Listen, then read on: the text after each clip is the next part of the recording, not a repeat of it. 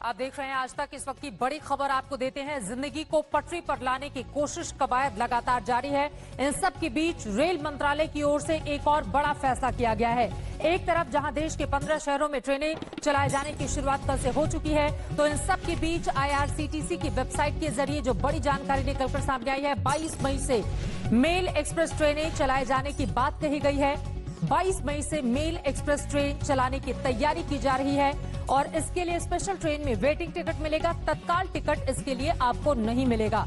आपको बता दें कि पहले ही फैसला लेते हुए 11 तारीख से टिकटों की बुकिंग हो रही है। लोग जहां तहां अपने घरों को वापस जाना चाहते हैं। कल भी हमने देखा कैसे देश भर के अलग अलग शहरों के लिए 8 ट्रेनें चली, 3 राजधानी दिल्ली से दूसरे शहरों के लिए, जबकि 5 अलग अलग शहरों से राजधानी दिल्ली ट्रेनें पहुंची हुई थी। और आज ये बड़ी खबर इस वक्त की 15 मई से टिकट की बुकिंग शुरू हो जाएगी।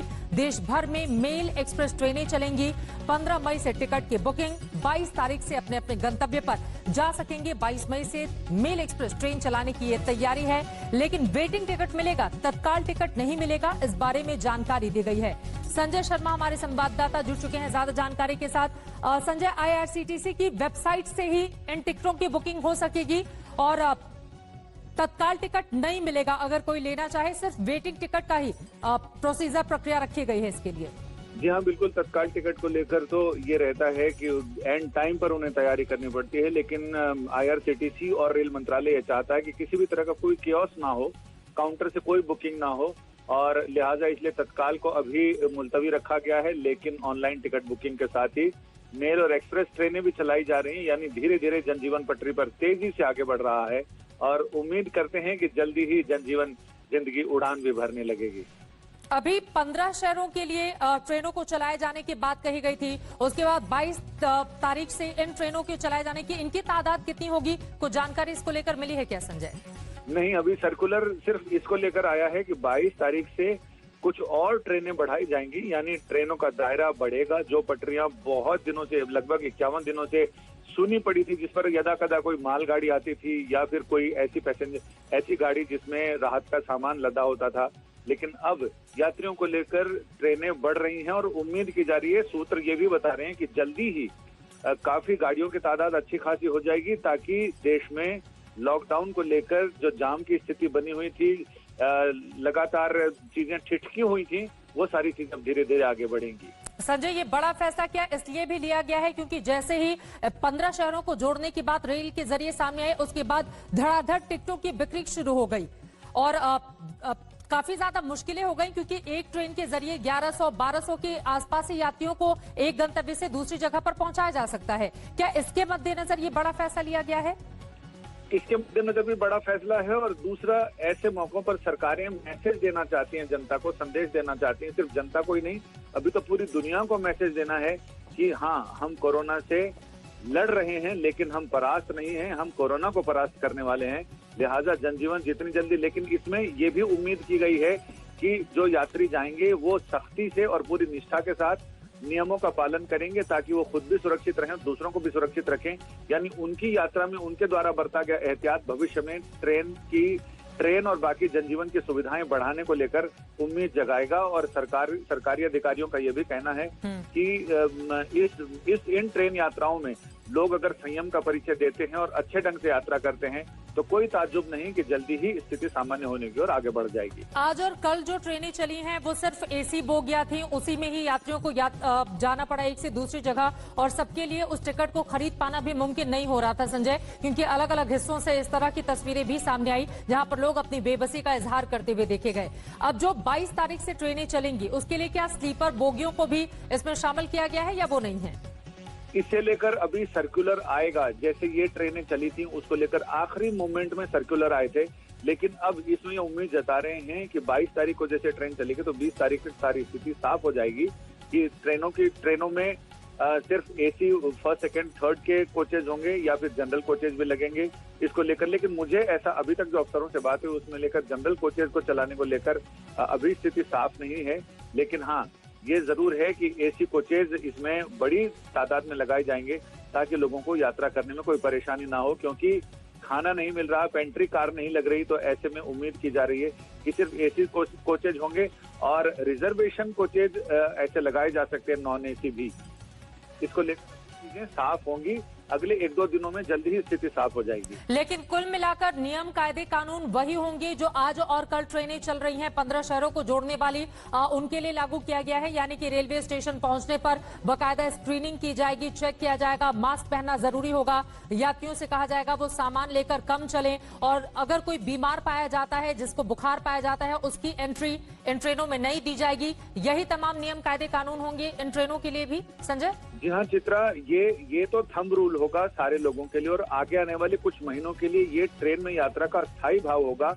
यानी इसमें लोगों को इस तरह की सुविधा, इस तरह के एहतियात बरतने जरूरी होंगे।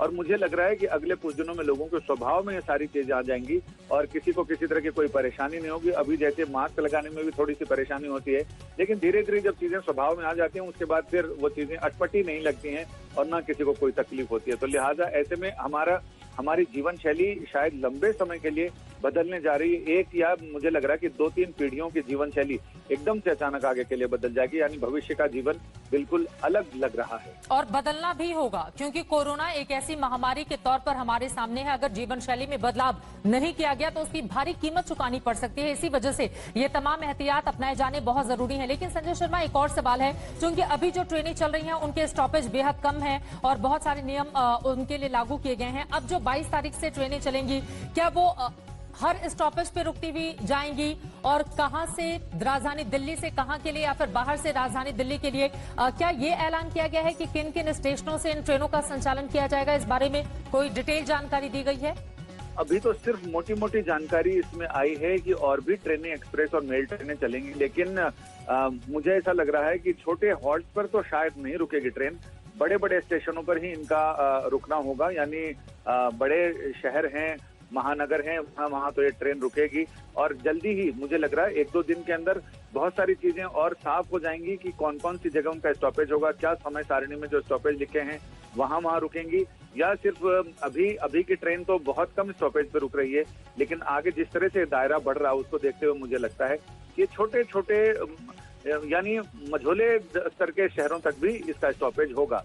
अभी रेलवे के अधिकारी साफ साफ कुछ बताने से बच रहे हैं, लेकिन वो ये कह रहे हैं कि नहीं, आप निश्चिंत रहिए, सुविधाएं बढ़ेंगी और लोगों को किसी तरह की कोई दिक्कत ना आए, इसका पूरा ध्यान रेल मंत्रालय रख रहा है। कुल कितनी ट्रेनें चलाई जाएंगी, इस बारे में अभी कोई जानकारी नहीं दी गई है।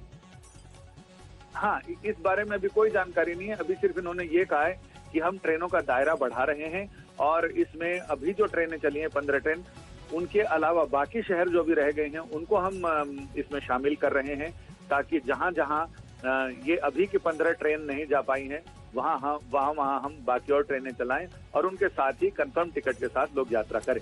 ये बहुत अहम जानकारी आप दे रहे हैं संजय शर्मा, हमारे संवाददाता राजधानी दिल्ली से ये महत्वपूर्ण जानकारी देते हुए।